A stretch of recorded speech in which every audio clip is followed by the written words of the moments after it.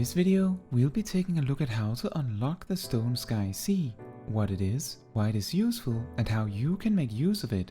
First, to unlock the Stone Sky Sea feature as a whole, you must complete the quest A Striking Opportunity in Idleshare, available once you reach the post-game story of Heavensward. This also unlocks the level 60 part of Stone Sky Sea, accessible by talking to the goodly adventurer just outside Idleshare, near the East Gate. Once this first part is unlocked, you can individually unlock each subsequent battle trainer for each expansion. You do not need to unlock them all in order. For Stormblood, do another Striking Opportunity in Rhalgr's Reach after you reach the post-game of that expansion. This unlocks the battle-scarred veteran just outside the Fringes Gate. For Shadowbringers, do yet another Striking Opportunity found in the Buttress of Yulmore after you reach the post-game. Then the soft-faced bloke can be found just a little ways away from the Yulmore gates out in Colusia. And finally, for Endwalker, do A Place to Train found in Radsadhan after reaching the post-game. This unlocks the Sharp-Eyed Radiant in Palaka's Stand. Now, what is the Stone Sky Sea? It is a place to practice your rotation in an environment where you can relate your performance directly to your capacity to defeat a specific encounter in the game. You speak with your battle trainer of choice, choose an encounter and choose Begin. Then you are teleported to a circular arena with a striking dummy. You have 2 minutes to do any preparations you wish, but if you exit the circle you will swiftly be disqualified. Once you attack the striking dummy, the 2-minute timer is replaced by a 3-minute timer, and if you do not defeat the striking dummy before this time, you fail and it despawns. If you do defeat the dummy in time, you win. Take note that for all battle trainers, they typically only offer one option that scales your gear and level. However, this is still a decent option to practice lower level rotations for older content, like ultimates that scale you down.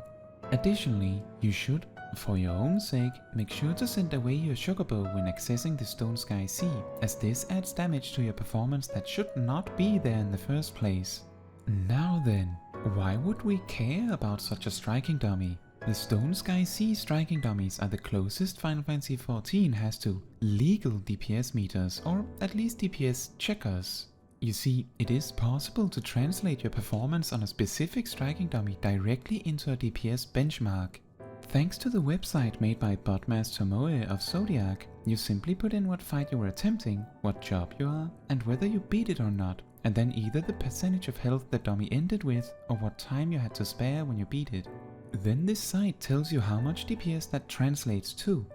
The reason why you need to add your job as well is because, unsurprisingly, different jobs do more or less DPS when alone, and so the striking dummy is scaled to match a reasonable performance for your job on that fight.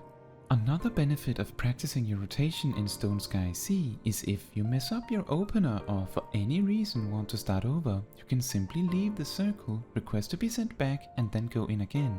While leaving the arena puts all of your actions on a cooldown, re-entering completely clears all of your cooldowns, allowing you to immediately go again.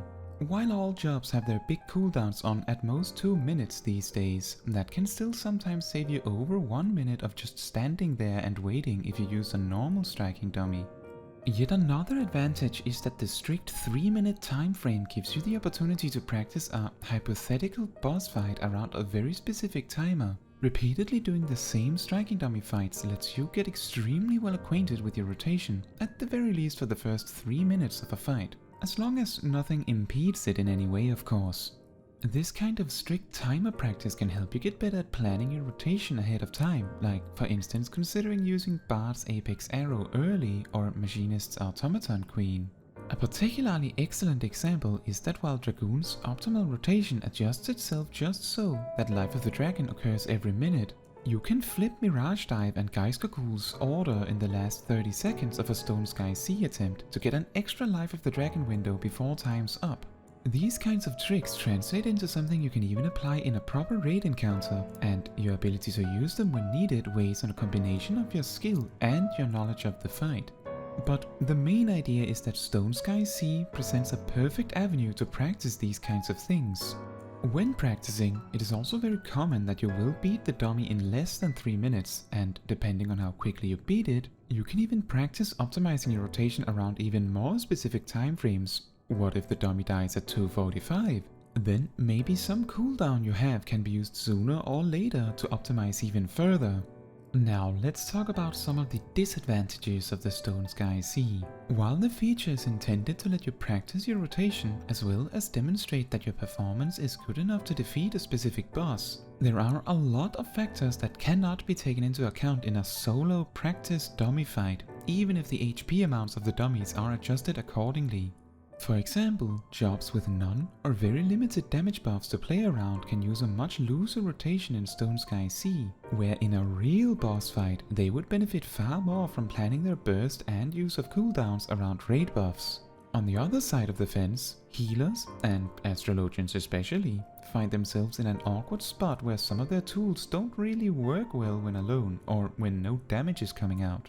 For example, an astrologian would have to play around optimizing card use on just themselves around their own cooldowns only, which never happens in a real setting. Meanwhile, a white mage would have no reason at all to use their lilies, since with no outside assistance, there's not really a benefit to using Afflatus Misery over just repeatedly using Glare.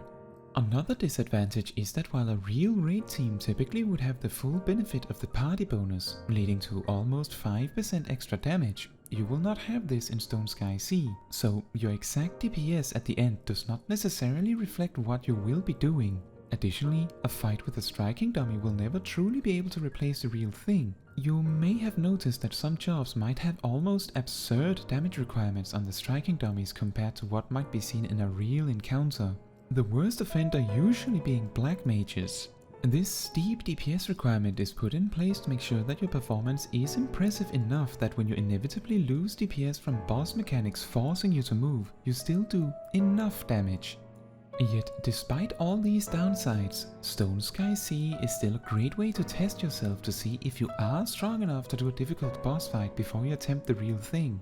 And it is also a great way to test yourself and see your own improvements at the game. Can you beat the same striking dummy faster now because of you getting better at the game, or maybe getting some better gear from Savage Raiding?